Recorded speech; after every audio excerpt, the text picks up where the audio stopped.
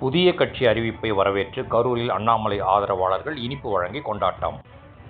முன்னாள் பாஜக மாநில தலைவர் அண்ணாமலை கட்சியில் இருந்து வெளியேறுவதாக அறிவிப்பு வெளியிட்டு புதிய அரசியல் கட்சி தொடங்க உள்ளதாகவும், அதற்கு முன்பாக அமைப்பை வலுப்படுத்தும் பணிகள் நடைபெற்று வருவதாக தெரிவித்துள்ள நிலையில் அவரது ஆதரவாளர்கள் கரூரில் கொண்டாட்டத்தில் ஈடுபட்டனர்.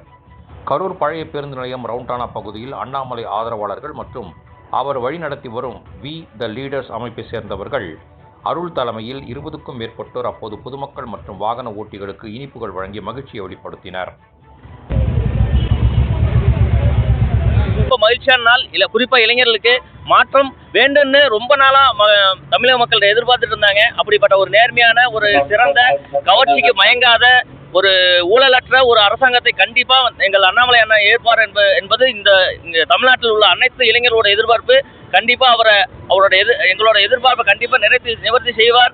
அவருடைய இந்த அரசியல் பயணத்தில் கண்டிப்பாக நாங்கள் அனைவரும் உற்று துணையாக இருந்து அவருக்கு ஒரு மிகச்சிறந்த ஒரு அரசியல் வாழ்க்கைக்கு நாங்கள் உறுதுணையாக இருப்போம் என்று இந்த மிகச்சிறந்த தருணத்தில் அனைவரும் கரூர் மக்களின் சார்பாக, கரூர் மக்கள் அண்ணாமலையின் உணர்வாளர்கள் சார்பாக நாங்கள் தெரிவித்துக் கொள்கிறோம். நன்றி.